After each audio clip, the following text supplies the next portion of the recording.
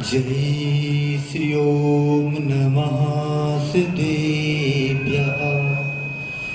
जय श्री ओम नमः सिद्धेभ्यः।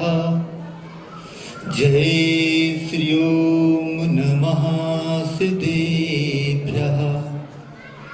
मंगलम भगवान वीरो मंगलम गौतमो गणी मंगलम कुंद कुंदार्यो जैन धर्मोस्तु मंगलम सर्व मंगल मांगल्यम सर्व कल्याणकारकम प्रधानम सर्वधर्माणां जैनम जयतु शासनम जैनम जयतु शासनम।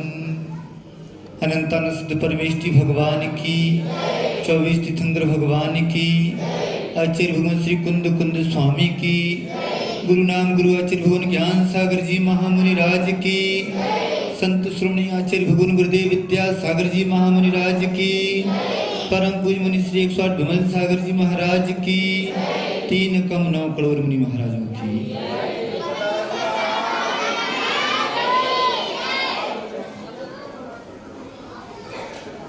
संगोष्ठी का आयोजन किया गया है, वह भी हिंदी भाषा को लेकर।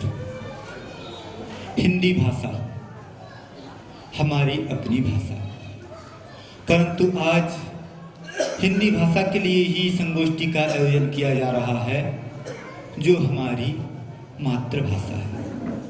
कहा जाता है कि बच्चा अपनी माँ को, अपनी मातृभूमि को और अपनी मातृभाषा को कभी नहीं भूलता, परंतु क्या कारण आ गया कि आज हम अपनी मातृभाषा को भूलते चले जा रहे हैं। बहुत पहले एक हाइकू लिखा था। हाइकू क्या है? हकीकत ही सामने है। देश आजाद, अंग्रेजी की गुलामी करे इंडिया। देश आजाद हुए 74-75 साल होने को हो रहे हैं, परंतु अभी भी भाषा के क्षेत्र में तो हमारी गुलामी अभी भी बरकरार है।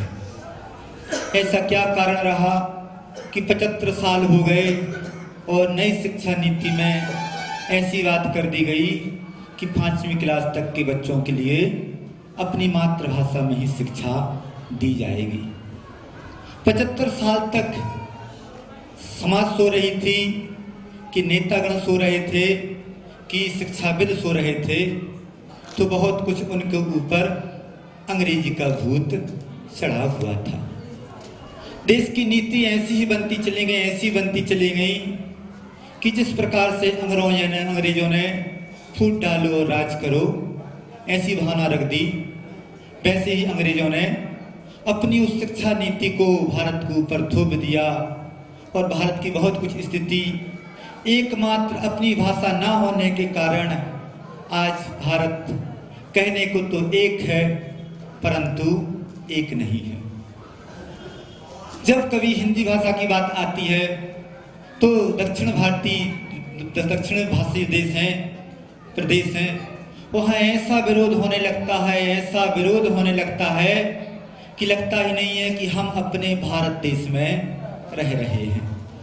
ऐसा क्या कारण आ गया कि दक्षिण भाषी देश भारत प्रदेश उस अंग्रेजी को तो स्वीकार करने के लिए तैयार हैं, परंतु उस भाषा को जो हमारी मातृभाषा है, हमारी राष्ट्रभाषा है, उसको स्वीकार करने के लिए तैयार नहीं है। तो एक ही कारण है कि अंग्रेजों ने जो शिक्षा नीति कभी भारत एक ना हो पाए, इसलिए उस अंग्रेजी को इतना बढ़ावा दिया कि आज हर व्यक्ति, जो स्थिति पहले के समय में दक्षिण प्रांतों की हुई, अब वही हिंदी प्रांतों की भी होने लगी है। आज के समय में हर माता पिता, चाहे वह छोटा सा गांव क्यों ना हो या बड़ा शहर क्यों ना हो, हर माता पिता चाहते हैं कि हमारा बच्चा इंग्लिश मीडियम में पढ़े। ऐसी कैसी मानसिकता बन गई कि इंग्लिश मीडियम मतलब अच्छा मीडियम। जो पढ़ा लिखा वर्ग है वह इंग्लिश मीडियम वाला पढ़ा लिखा वर्ग है, और हिंदी मीडियम वाला तो उसको कहा जाता है गंवार।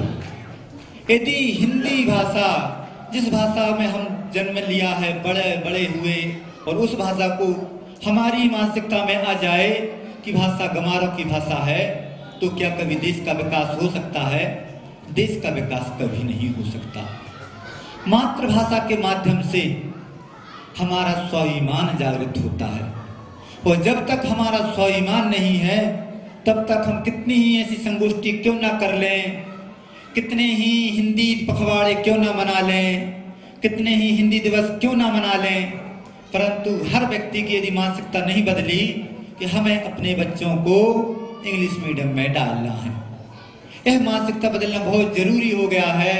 और यदि यह मानसिकता नहीं बदली तो पहले के समय में कहा जाता था कि थोड़ा पढ़ा लिखा फल से गया और ज्यादा पढ़ा लिखा घर से गया। जो व्यक्ति थोड़ा बहुत पढ़ लेता था अब उसको खेती किसानी नहीं दिख रही, पुसा रही, और थोड़ा ज्यादा पढ़ा लिख गया तो वैसे ही आज के समय में हर व्यक्ति एक संतान, दो संतान से ज्यादा नहीं। और जब बच्चा इंग्लिश मीडियम में पढ़ लिख जाएगा तो बस फुर्र हो जाएगा विदेश के लिए। अब आपकी क्या स्थिति होगी कि बस फोन पर हाय हेलो हो रही है, उसके आगे कुछ बात नहीं हो रही है। तो इंग्लिश मीडियम, क्या हानि हुई इंग्लिश मीडियम से? आचार्य महाराज कहा करते हैं कि इंग्लिश विषय किसी प्रकार से हानिकारक नहीं है, परंतु इंग्लिश मीडियम बहुत ज्यादा हानिकारक है। इंग्लिश विषय और इंग्लिश मीडियम में बहुत अंतर आ गया। इंग्लिश आवश्यक तो है परंतु अनिवार्य नहीं है, और हो यह रहा है कि आज के समय में हर माता पिता ने अपने उस बच्चे को गधा बना दिया है। पहले के समय में 4 पुस्तकें होती थी, बच्चा अपनी पूरी साल भर की पढ़ाई कर लेता था, और आज पुस्तकों का ढेर लगता चला जा रहा है, बच्चा गधा बनता चला जा रहा है, बोझ लगता चला जा रहा है, और फिर भी कोर्स पूरा नहीं हो पाता है। पहले के समय में 4-5 घंटे बच्चे पढ़ते थे, बहुत अच्छे, बहुत समझदार भी होते थे। पहले का व्यक्ति कैसा था? पहले का पढ़ा लिखा व्यक्ति पढ़ा लिखा कम था परंतु समझदार ज्यादा था, और आज का पढ़ा लिखा व्यक्ति पढ़ा लिखा बहुत है, समझदार कम है। तो उसकी समझदारी गई तो कहां चली गई? सोचो, जब तक हमारी समझदारी नहीं रहेगी तब तक हम कितना क्यों ना पढ़ लें, वह पढ़ाई लिखाई किसी काम की नहीं है। तो यदि हमें अपने उस स्वाभिमान को जगाना है, उस स्वावलंबन को जगाना है, तो अपनी मातृभाषा में पढ़ाई होना बहुत जरूरी है। जो जापान है, जर्मनी है, इजराइल है, वहां पर एकमात्र अपनी मातृभाषा में ही पढ़ाई है। इजराइल देश कैसा? इस्लाम मुस्लिम कंट्रियों से घिरा हुआ छोटा सा मुट्ठी भर देश, और आज विश्व की महाशक्तियों में उसकी गिनती होती है। तो क्यों होती है? कि उसने अपनी भाषा को महत्व दिया, और जहां अपनी भाषा को महत्व दिया जाएगा वहां पर स्वाभिमान जागृत रहेगा, अपने प्रति भी और अपने देश के प्रति भी। जहां पर देश प्रेम है वहां पर हर व्यक्ति अपने देश के लिए मरने मिटने के लिए तैयार है, और जहां पर देश प्रेम नहीं है वहां पर हर व्यक्ति अपने देश को बेचने के लिए तैयार है। जब हर व्यक्ति देश के लिए चंद टुकड़ों में वह बिक जाता है तो कैसे कह सकेंगे कि हमारा भारत देश तरक्की कर रहा है? 75 साल हो गए, ऐसा नहीं कि देश के जो सरकारें बनी उनको ना तो बहुमत मिला, बहुत अच्छे से उनको बहुमत मिला, परंतु एकमात्र वोट की राजनीति के कारण कुछ ऐसी नीति निर्धारण होते चले गए कि ना तो देश आत्मनिर्भर बन पाया। अब बात हो रही है आत्मनिर्भर भारत की। आत्मनिर्भर भारत कब होगा? जब हम अपनी भाषा को स्वीकार करेंगे। जब तक हम अपनी भाषा को ही नहीं स्वीकार कर पा रहे हैं आयात भाषा है, इंपोर्ट किया गया है। जब तक हम दूसरों की भाषा को अपना मान रहे हैं और उस भाषा के माध्यम से हम देश को आत्मनिर्भर बनाना चाह रहे हैं, तो आत्मनिर्भर क्या हमारा देश बन सकेगा? नहीं बन सकेगा। दूसरी बात आई शिक्षा नीति की। 36 साल बाद शिक्षा नीति में कुछ परिवर्तन आया। और क्यों आया? शिक्षा में परिवर्तन आ गया, व्यक्तियों ने बोलना शुरू कर दिया कि राष्ट्रवादी शिक्षा आ रही है। क्या राष्ट्रवादी शिक्षा बुरी है? सोचा जाए, विचार किया जाए तो राष्ट्रवादी शिक्षा कहीं बुरी है ही नहीं। क्यों नहीं है? क्योंकि वह शिक्षा हमारे राष्ट्र के स्वाभिमान को जगाने वाली शिक्षा है। इसलिए राष्ट्रवादी सोच रखने वाले व्यक्ति ही राष्ट्रवादी शिक्षा को आगे ला सकते हैं। वो ऐसी कैसी स्थिति रही है, ऐसी स्थिति हो रही है कि एक राजा एक ऐसी मीनार बनाना चाह रहा था कि मीनार बने और बाहर के व्यक्ति भी उस मीनार को देखने के लिए आए। उसने सब व्यवस्था कर ली, नक्शा भी बनवा लिया गया, जो आवश्यक वस्तुएं थी उनको भी जोड़ लिया गया, अच्छे अच्छे कारीगरों को विदेश से भी मंगवा लिया गया और मीनार बनाने की व्यवस्था हुई। मीनार बना रहा है, मिस्त्री लोग जो कारीगर हैं वह गारा मांग रहे हैं तो गारा नहीं आ रहा है, ईंट मांग रहे हैं तो ईंट नहीं आ रही है। जो कुछ व्यवस्था सब व्यवस्था फेल हो गई। तो क्या किस कारण से फेल हो गई? मुख्य कारण यह रहा कि उस भाषा को समझने वाले जो बाहर के व्यक्ति आए थे वह भाषा को ही नहीं समझ पा रहे थे। आज बात हो रही है सबका साथ और सबका विकास। सबका साथ कैसे बने? जब तक अपनी भाषा ना हो तब तक सबका साथ बन ही नहीं सकता, और जब तक सबका साथ नहीं बन सकता जब तक सबका विकास भी नहीं हो सकता। तो उसके लिए क्या आवश्यक है? एक सूत्र आता है गायत्री परिवार से, हम सुधरेंगे जग सुधरेगा। अभी कल ही जबलपुर के एक श्रावक का आना हुआ और एक छोटा सा 1.5 साल का बच्चा उसको साथ में लेकर आए हुए थे। अब बहुत पढ़े लिखे व्यक्ति होते हैं तो प्रदर्शन भी करते हैं कि हम बहुत पढ़े लिखे व्यक्ति हैं। उस बच्चे से नाम पूछा, उस बच्चे को अपना नाम नहीं मालूम। क्यों नाम नहीं मालूम? क्यों? उसके पिताजी बोलते हैं महाराज जी ऐसे नहीं पूछो, ऐसे पूछो व्हाट इज योर नेम। कल की बात है, उस बच्चे से पूछा गया व्हाट इज योर नेम, उसने अपना नाम बता दिया। तुम्हारा नाम क्या है उसका अर्थ ही नहीं मालूम।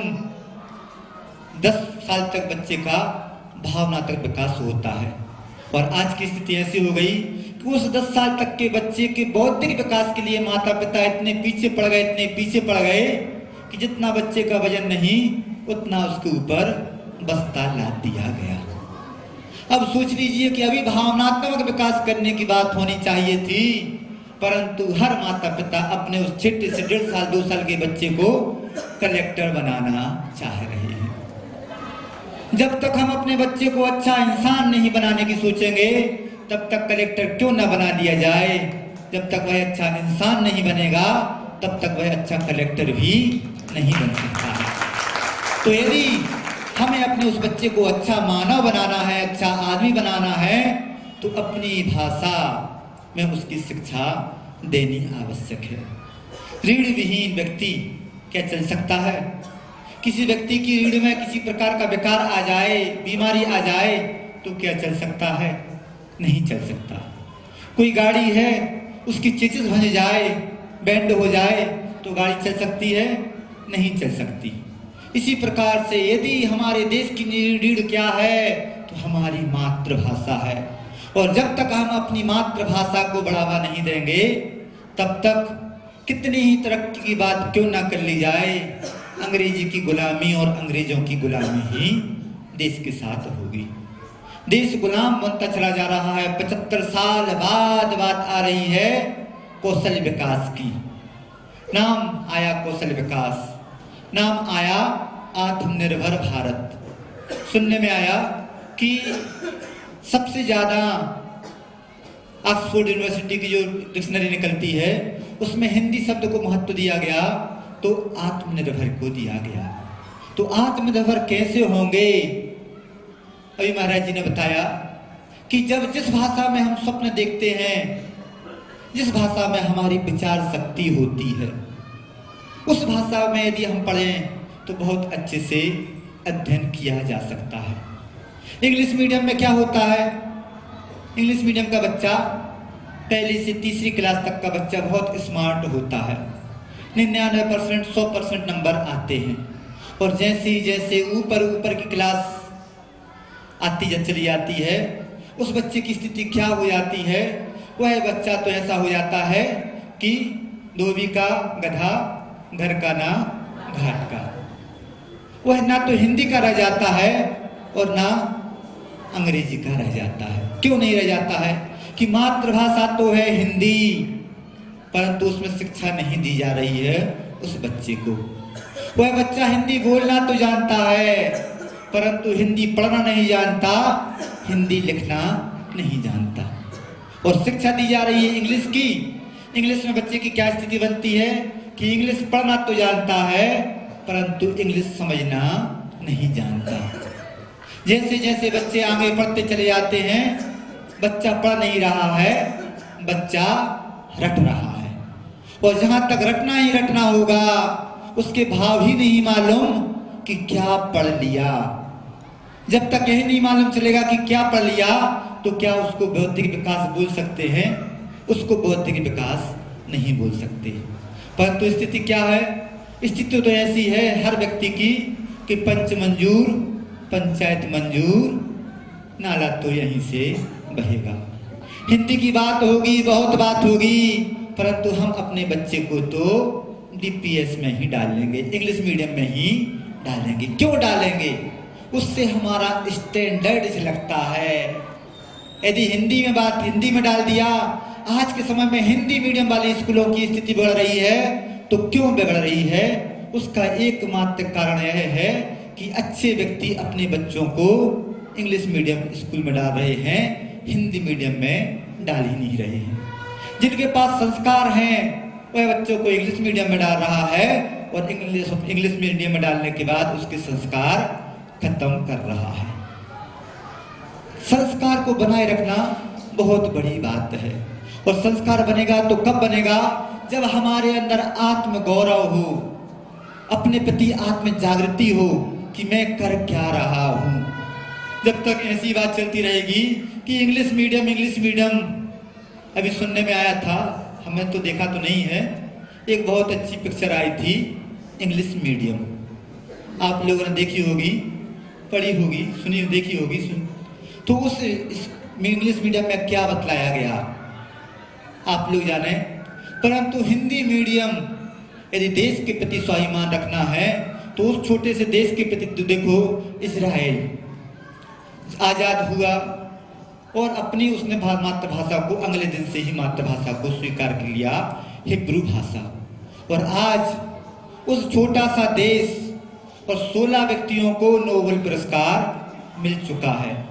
जिस क्षेत्र में वह आगे बढ़े, अपनी मातृभाषा के क्षेत्र में ही वह व्यक्ति आगे बढ़े। इंग्लिश आदमी बोलता है, पढ़ता भी है, परंतु आचार्य महाराज कहते हैं और वैज्ञानिक लोग भी कहते हैं कि उसका एक साइड का ही मस्तिष्क काम करता है। और जैसे ही वह व्यक्ति अपनी मातृभाषा की ओर आता है, तो वह व्यक्ति दोनों साइड का उसका मस्तिष्क विकासशील हो जाता है, काम करने शुरू कर देता है। तो यदि हम अपनी भाषा को भूल गए और दूसरी भाषा को स्वीकार कर लिया, तो हम तो वैसे ही आधे हाफ माइंड हो गए। और हाफ माइंड व्यक्ति कितना विकास क्यों ना कर ले, उस विकास को विकास कहा ही नहीं जा सकता। कोई भी भाषा सीखना हो तो 700-800 शब्दों को सीख लिया जाए, बहुत अच्छे से उस भाषा को सीखा जा सकता है। और हम अपनी रोजमर्रा की भाषा में 300-400 शब्द तो ऐसे आ गए हैं अंग्रेजी के कि हम अपने हिंदी शब्दों को भूल गए और अंग्रेजी शब्द आ गए। अब 400 शब्द और याद कर लिए जाएं और 2-4 महीने की बहुत अच्छे से मेहनत कर ली जाए, तो एक अनपढ़ व्यक्ति भी यदि इंग्लिश में चला जाता है और 4-5 महीने में वह उस भाषा को सीख जाता है। खजुराहो में देखने में आया कि जो व्यक्ति पढ़े लिखे नहीं हैं परंतु इंग्लिश में बहुत अच्छे से बात करते हैं। अब सोच लीजिए इंग्लिश में बात करना कैसे आ गई? क्या किसी ने इंग्लिश सिखाई उसको? नहीं। इंग्लिश तो एक ऐसी भाषा है कि सिखाने की जरूरत नहीं पड़ती, थोड़ी सी मेहनत में इंग्लिश भाषा को बहुत अच्छे से सीखा चला जा सकता है। परंतु आज के समय में इंग्लिश मीडियम बहुत कुछ स्थिति ऐसी आ जाती है कि जहाँ जहाँ इंग्लिश मीडियम स्कूल हैं उन इस इंग्लिश मीडियम स्कूलों में यदि आपका बच्चा हिंदी बोलता है तो वहाँ पर फाइन किया जाता है, दंड दिया जाता है। अब सोच लीजिए कि अपनी भाषा के प्रति स्वाभिमान नहीं रहा और व्यक्ति अपनी व्यक्ति भाषा बोल रहा है तो माता पिता क्या सो जाते हैं? उसका थोड़ा सा भी विरोध नहीं करते हैं कि माँ सब बच्चे ने आपकी जब पढ़ाया जा रहा है वहाँ तो उसने वह पढ़ा, परंतु थोड़ा सा प्ले ग्राउंड में भी यदि उसने इंग्लिश बोल ली, हिंदी बोल ली तो दंड देना शुरू कर दिया। बस हमारा स्वाभिमान समाप्त हो गया। तो हमारी नीति कैसी नीति है? एक हाइकु लिखा था, दाव पे लगा स्वाभिमान देश का, नीति कैसी है? नीति बिगड़ती चली आ रही है, इसलिए हर व्यक्ति अपने स्वाभिमान को खोता चला जा रहा है। हमें अपने स्वाभिमान को नहीं खोना है, अन्यथा तो 150-200 साल अंग्रेजों की गुलामी की और 75 साल हो गए, 74-75 साल उस अंग्रेज की गुलामी करते चले आ रहे हैं। और ऐसा ना हो कि हमारी भाषा व हिंदी भाषा लुप्त की श्रेणी में आ जाए।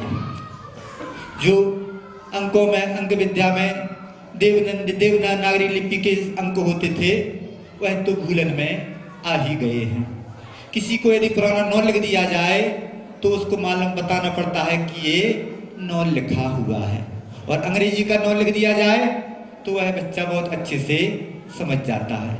तो ऐसी कुछ स्थिति बनती चली आ रही है कि हर व्यक्ति मोबाइल चला रहा है और एक व्यक्ति जो बिना पढ़ा लिखा है वह उस भाषा को उसने कैच कर लिया, पकड़ लिया। परंतु अब स्थिति क्या हो गई कि जो हमारी देवनागरी लिपि थी उस लिपि को बच्चा न भूलना शुरू कर दिया। बहुत कुछ ऐसे बच्चे आते हैं कि हिंदी तो लिख रहे हैं परंतु लिखा कैसे जा रहा है?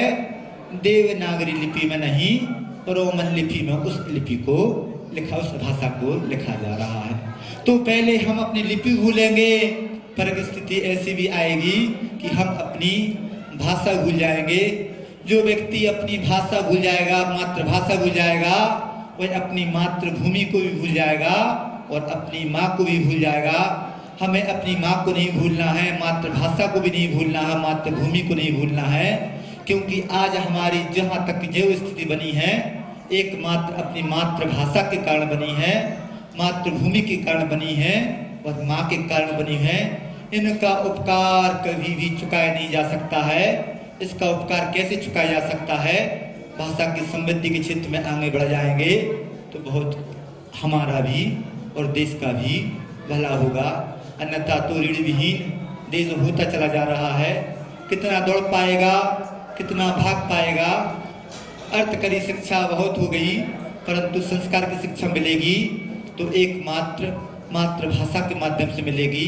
आप सभी उस मातृभाषा के प्रति उस जागृति को लाएं और अपने बच्चों को मातृभाषा में शिक्षा देने का प्रयास करें। इसी भावनाओं के साथ अहिंसा परमो धर्म की